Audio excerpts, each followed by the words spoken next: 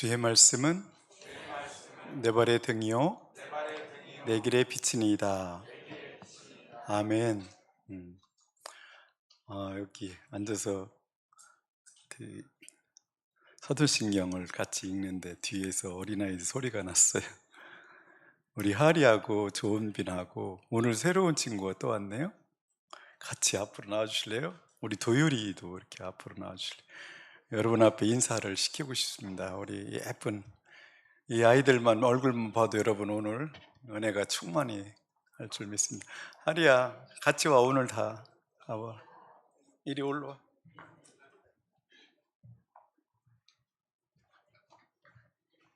이리 오세요.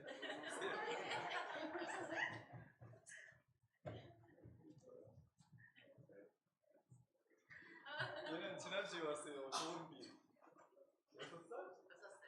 여기 자기소개 좀 해주세요. 다운이?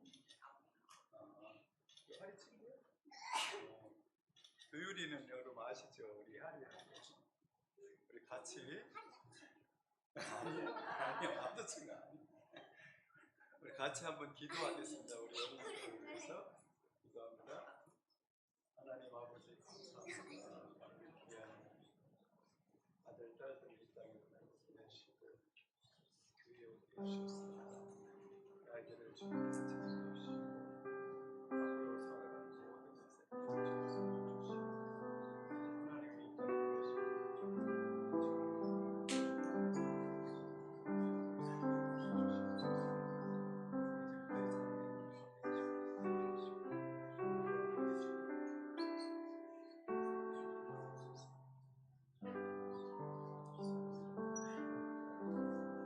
아멘. 감사합니다.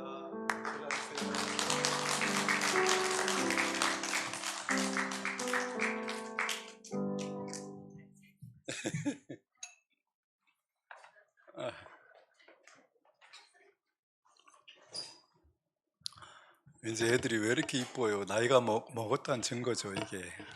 그냥 어쩔 줄 모르겠어요. 고마워요. 그렇게 와서 같이 우리에게 힘을 주네요. 그죠? 아이들이 보는 것만으로도.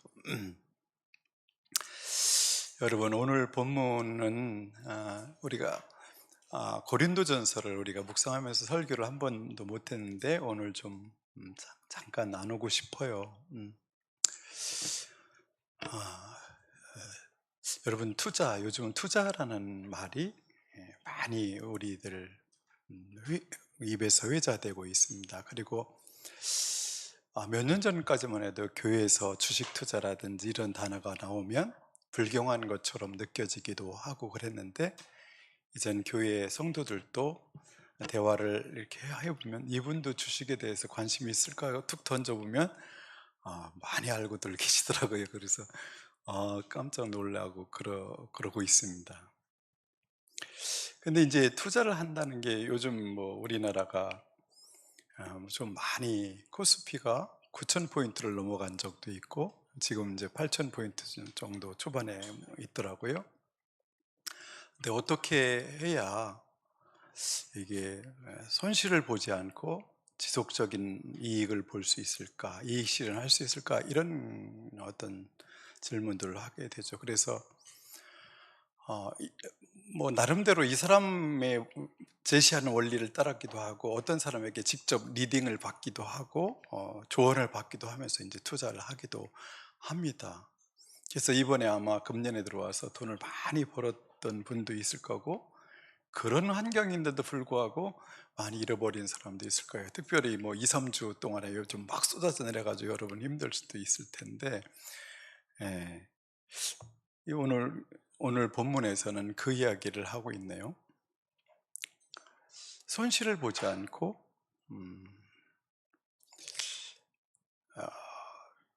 아주 궁극적으로 극단적인 어떤 이익을 실현할 수 있는 어떤 길이 없을까? 영원히 무너지지 않는 상장 폐지되지 않는 기업이 아니라 영원한 기업은 없을까? 이런 질문을 에 대한 답을 주고 있습니다. 오늘 이렇게 말합니다. 그러므로 18절에 나의 사랑하는 형제자매 여러분, 바울 사도는 고린도 교인들을 향해서 나의 사랑하는 형제자매들 이렇게 불러요. 그분들에게 어떤 말을 하냐면 굳게 서서 흔들리지 말고 주님의 일을 더욱 많이 하십시오, 그렇게 말해요. 여러분이 아는 대로 여러분의 수고가 주님 안에서 헛되지 않습니다. 이 헛되지 않다는 이 말씀을 계속 묵상하다 보니까 이게 투자 개념하고 연결되어 있다는 걸 볼 수 있었어요. 헛되지 않다. 뭔가를 했는데 우리가 수고하는 모든 것들이 그냥 무너져 내리고 사라지는 것이 아니라 그것이 실제적으로 나에게 이익이 될 수 있는 어떤 길이 있다. 그렇게 바울 사도는 오늘 말하고 있습니다. 그래서 오늘 이렇게 말합니다. 굳게 서서 흔들리지 말라. 여러분, 투자를 해보신 분들도 흔들릴 때가 있죠. 이 종목이 막 흔들려, 그죠? 그래서 확실하게 가고 있는 삼전을 하이닉스 이걸 봐도 막 흔들려. 그래서 뺐다가 이쪽에다 넣었다 막 이러면서 흔들린단 말이죠. 그때 대가들이 있어요. 하는 말이 있어요. 가만히 계세요. 가만히 계세요. 근데 그걸 못 참고 그냥 자꾸 흔들리죠. 여기 빼고 저기서 넣고 막 이러다가 자꾸 잃어버리죠. 자꾸 잃어버려. 흔들리지 말라는 거예요. 흔들리지 말고 무슨 일에 주님의 일을 더욱 많이 하십시오. 주님께 투자하십시오. 그 얘기죠. 여기서 주님의 일에 더욱 많이 하십시오라고 번역해놨는데 영어 성경은 뭐라고 되냐면 여러분 자신을 주님께 드리십시오. 근데 뭘로 드리냐? 풀리하게 드리래요. 이 컵에 물이 이렇게 있는데 좀 잔은 채워야 마시지 이런 말 있잖아요. 가득 채워서 드리라 하는 거예요. 다른 말로 하면 주님께 투자를 하되 주님께 몇 퍼센트를 투자해야지, 몇 대 못으로 어떻게 투자해야지 뭐 이렇게 고민하는 사람들에게 이렇게 말하는 거죠. 너의 전부를 드려라. 근데 그 투자가 헛되지 않다, 이렇게 말하는 거예요. 이걸 이제 우리가 어떻게 받아들여야 될지. 바울 사도는 이렇게 말하고 딴 데도 투자하고 있진 않는가? 그죠? 말로는 여기 앞에서는 이렇게 말하고 편지로 이렇게 말하고 이 양반 또 딴 데다 투자하는 거 아니야? 인생을 뭐 딴 데다 투자하고 있는 거 아니야? 뭐 이런 생각이 들 수도 있잖아요. 근데 우리가 알다시피 바울 사도는 그렇지 않습니다. 그는 전 인생 전부를 다 주님께 투자합니다. 예수님도 어떻게 조언하시나요? 너희는 먼저 그의 나라와 의를 구하라고요. 무엇보다도 주님의 나라와 그의 의에 투자하라는 것이에요. 그럼 이 헛되다는 말을 가지고 한번 조금 생각해 봤으면 좋겠어요. 헛되다. 여러분, 인생에 헛된 인생이 있나요? 이 시대, 특별히 이 시대에, 다원주의 시대죠. 무엇이 최고 가치라고 말할 수 없는 이 시대에 어떤 사람에게 너 그렇게 사냐 이렇게 말할 수 없는 시대가 됐어요. 자연인으로 살아도 어떻게 인생을 그렇게 살아 이렇게 말할 수 없어요.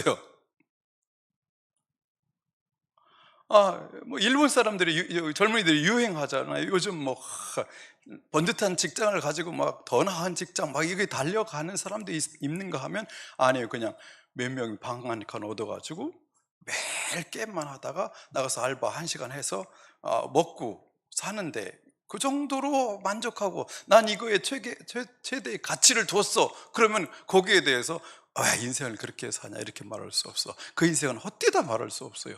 왜요? 이 시대는 절대적인 가치라는 거 없는 시대이기 때문에 내가 좋다는데 뭐 내가 좋으면 되는 시대예요. 그래서 하나님 중심으로 성경의 어떤 가치관이나 이런 어떤 걸 기반으로 해서 인생을 판단하고 그래서 이것은 죄야 이것은 악이야 이렇게 말할 수 있는 것이 이제는 다 무너진 시대가 되었어요. 어떤 삶이 가장 가치 있는 삶이라고 말할 수 있는 게 세상에서는 그렇게 말하면 큰일 나요. 큰일 나죠. 근데 우리는 하나님의 사람으로서 이걸 말할 수 있는 거죠. 바울은 그렇게 사는 것은 헛되지 않아. 근데 다른 방법으로 다른 것에 삶을 두고 기반을 두고 살아가는 건 헛돼. 그것은 실패한 인생이야. 이렇게 말하는 거죠. 그래서 이제 이걸 어떻게 얼만큼 우리들이 받아들일 수 있을까 하는 것이죠. 바울 사도는 어떻게 이렇게 됐는가 싶은 생각이 들어요. 바울 사도 15장 9절에 가보면 그러므로 왜 그는 이렇게 주장하고 있는지, 그러므로 첫 번째, 그는 어떤 사람이었어요? 9절 보면 나는 사도들 가운데 가장 작은 사도입니다. 나는 사도라고 불릴 만한 자격도 없습니다. 그것은 내가 하나님의 교회를 박해했기 때문입니다. 이 사람은 어떤 사람이요? 예수를 위해서 주님의 일에게 자신의 인생을 일도 투자하지 않던 사람이에요. 박해하던 사람이에요. 그건 잘못됐다고 생각하는 사람이에요. 그건 악이라고 생각했어요. 예수를 믿고 따르는 것 자체를 박해했어요. 사도행전에는 이런 단어를 써요. 마치 멧돼지가 막 고구마 밭을 막 헤쳐놓는 것처럼, 전부 파헤치는 것처럼 그렇게 교회를 박해했다고 그래요. 근데 그래서 자신은 사도라고 불리기에도 그렇긴 하다, 그렇게 말해요. 근데 이 사람이 지금은 그의 전부를 걸었어요.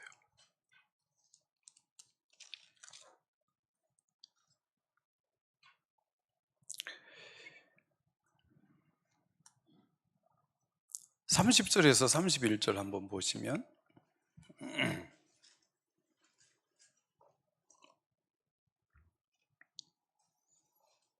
그리고 또 우리는 무엇 때문에 시시각각으로 위험을 무릅쓰고 있습니까?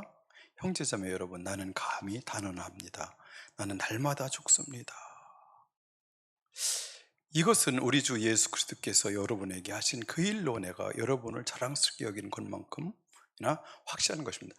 날마다 주님을 위해서 죽듯이 매일 박해를 당하고 매일 어려움을 당함에도 불구하고 그는 그런 일들로 인해서 무너지지 않고 점점 더 주님 앞으로 나아가며 모든 것을 투자하고 있습니다.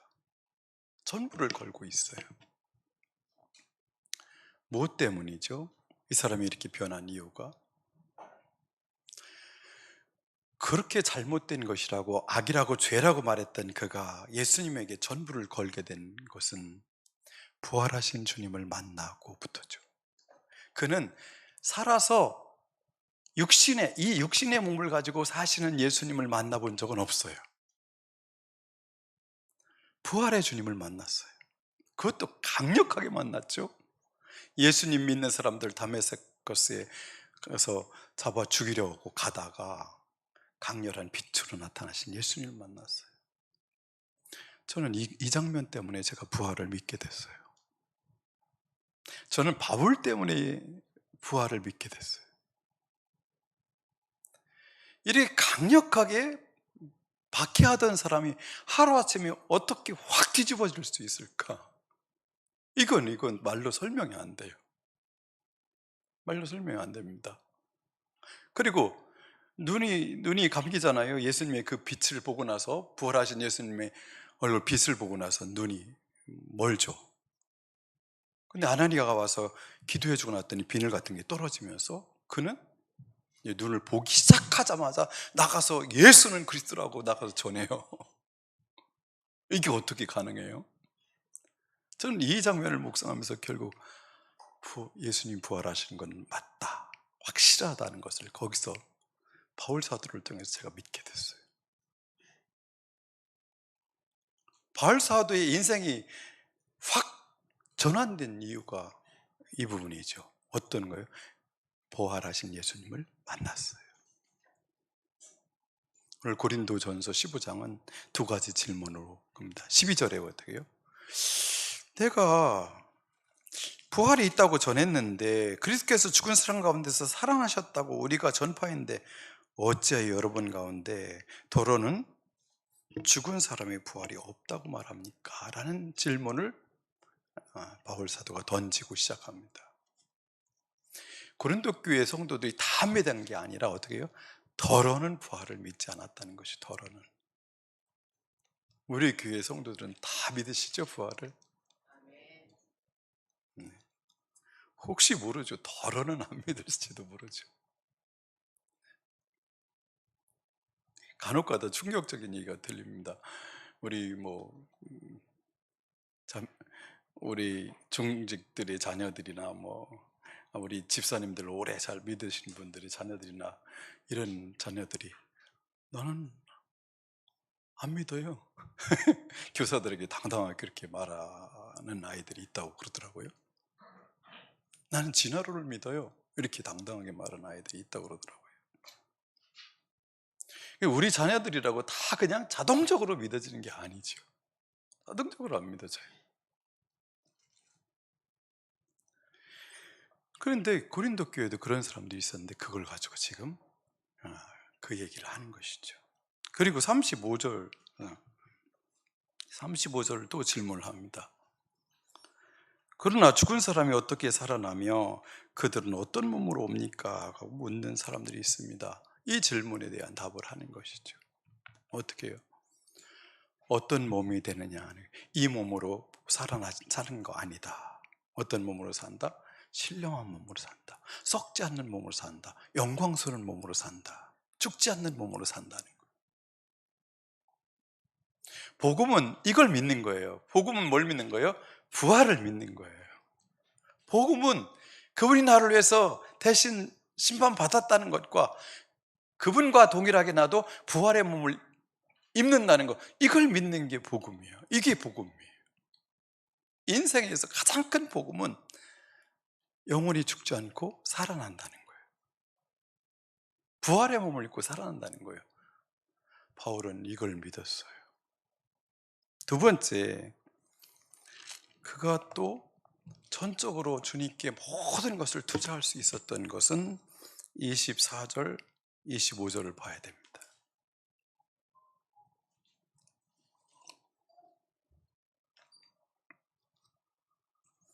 같이 읽어볼까요?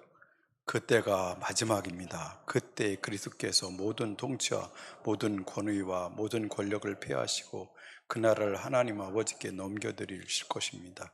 하나님께서 모든 원수를 그리스도의 발 아래 두실 때까지 그리스도께서 다스리셔야 합니다. 26절, 맨 마지막으로 멸망받을 원수는 죽음입니다. 우리 성경을 읽을 때 자꾸 개인적인 어떤 것으로 적용을 하죠. 나는 죽으면 천국 갈 거야.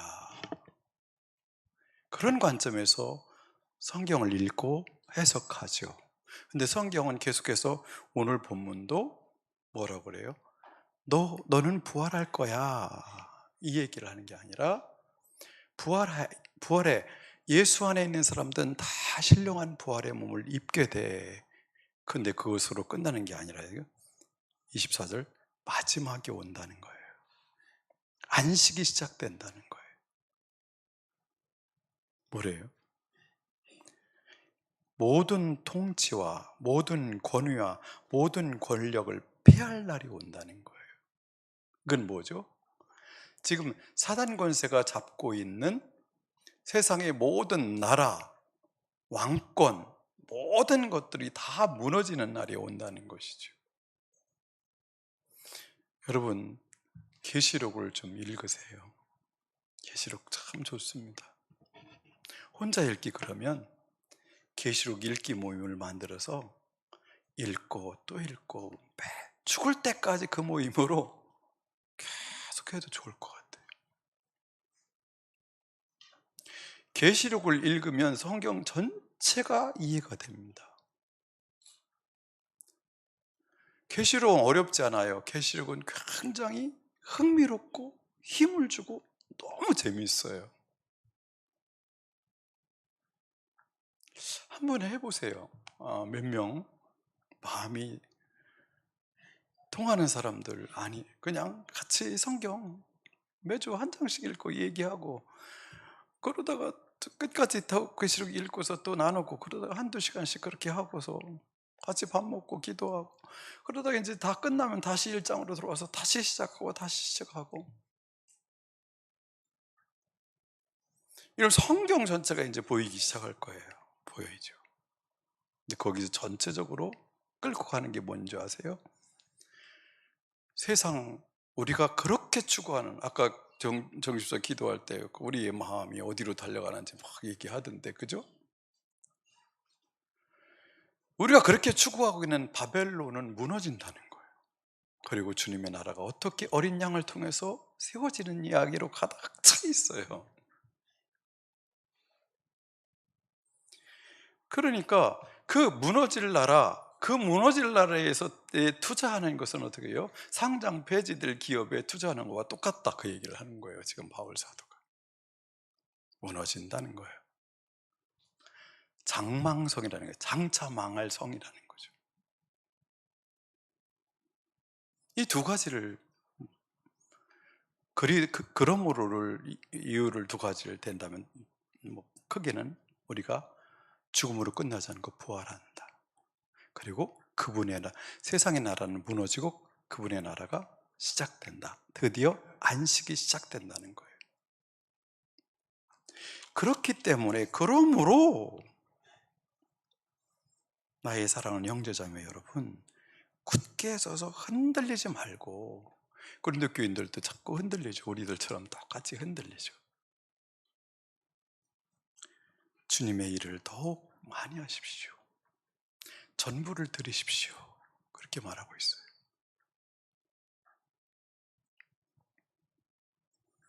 근데 어떻게 전부를 드리죠? 우리의 전부를 어떻게 드리죠? 바울사도는 이렇게만 던져놨는데 나는 그 뒤가 더 힘들어. 어떻게 전부를 드리는 거야? 어떻게 더 많이 해요? 지금도 힘든데 그죠? 지금도 사는 게 너무 힘든데 뭘 더 많이 드리라는 거야? 이런 게 힘들어 그죠? 이렇게 말만 딱 던져놓으면 편한데 실제로 이걸 어떻게 적용할까를 생각해보면 그때부터 어려워요.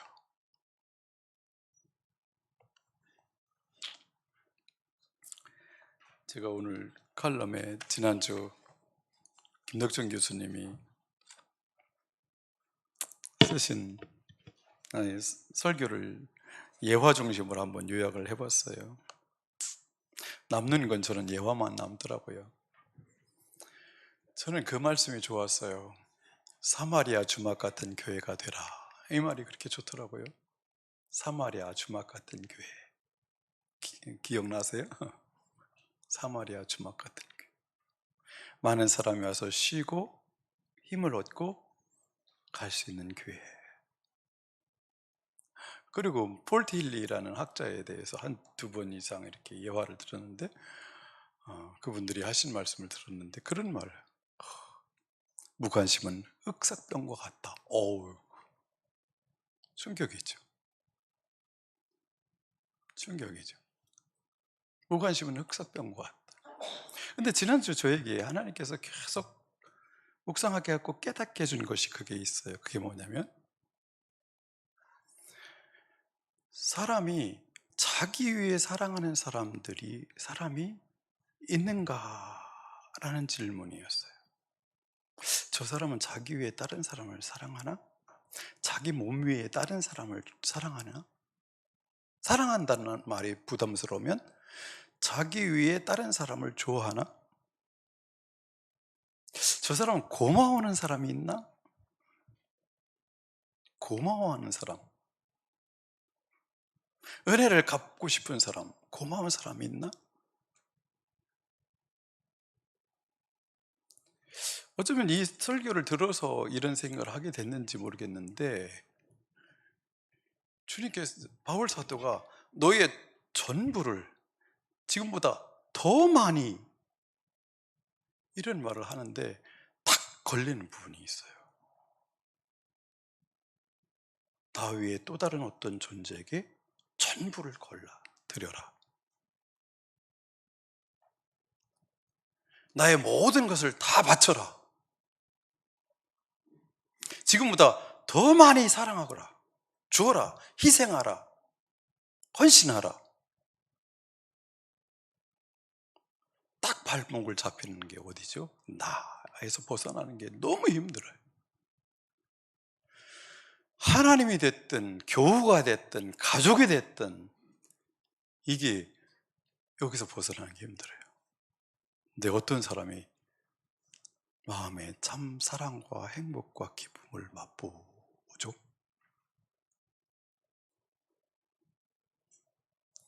자기 사랑에 사로잡힌 사람, 자기 외에는, 자기라는 감옥에서 벗어나지 못한 사람은 조금의 행복도 없어요. 이게 안 되게 돼 있어요. 희한하게.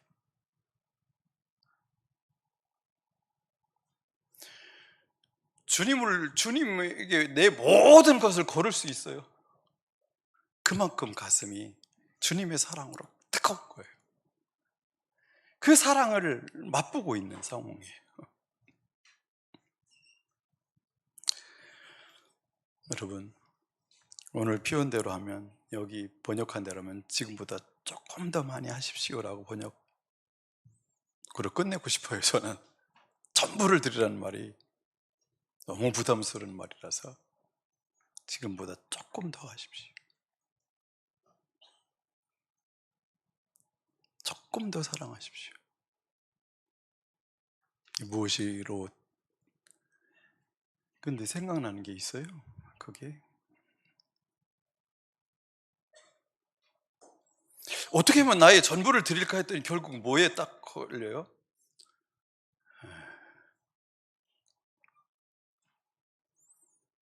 그럴 수 있는 성품도 인격도 안 되고 믿음도 없다는 것이죠. 저는 22년 전에 교회를 건축할 때 이렇게 설계를 했어요. 마음속에 1층에는 지금 카페처럼 막 먹고 웃고 떠들고 장난하고 막 그런 장소로, 2층은 이렇게 예배하는 장소로. 그때 제가 3층을 꿈꿨는데 3층을 못 줬어요. 시끄럽고 막 시끄러운 어떤 1층을 해서 한 걸음 올라가면 2층이 나와요. 그죠? 여기는 예배 드리는 공간이죠. 여기서는 그래도 막 뛰지도 않고 막 그렇게 호탕하게 떠들고 막 장난도 덜 치죠. 근데 3층에 올라가는 사람들이 우리 교인들이 있기를 바랬어요.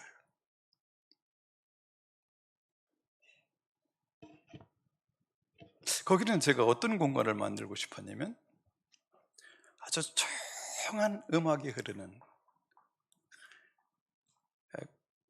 고전적인 책들이, 영적인 대가들이 쓴 책들이 고전이 쫙 꽂혀 있고, 그걸 와서 저녁 때마다 자연스럽게 와서 그 책을 읽으면서 시간을 보내는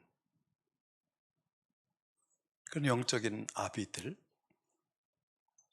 그런 사람들이 우리 교회에서 나타나기를 꿈꾸면서 3층을 꿈꾼 적이 있어요.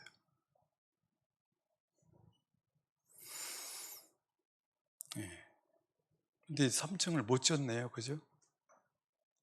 갈 데가 없어서. 3층이라는 공간 자체가 없어서 갈 데가 없네요. 그죠?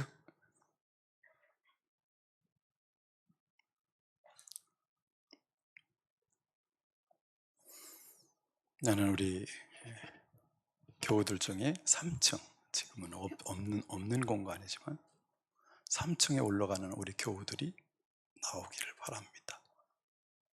그 사람이 있는 것만 가지고도 영향력이 되고, 그 사람과 같이 한 1, 20분, 3, 40분, 1시간 얘기하면 마음에 평안이 오고 회복이 일어나고 영적인 역사가 일어나는, 그럴 수 있는 사람들. 무슨 일을 더 하기보다는 주님과의 거리가 가까워서 그렇게 사는 사람 때문에, 교회에 그냥 그분이 존재하는 것 때문에, 그런 상태에서 조금이라도 헌신하고 드리는 그 삶을 통해서 교회가 영적인 흐름이 흘러나고 사람들이 변화되는 역사가 일어나고 영혼이 구원되는 역사가 일어나고, 이런 교회가 되기를 소망합니다.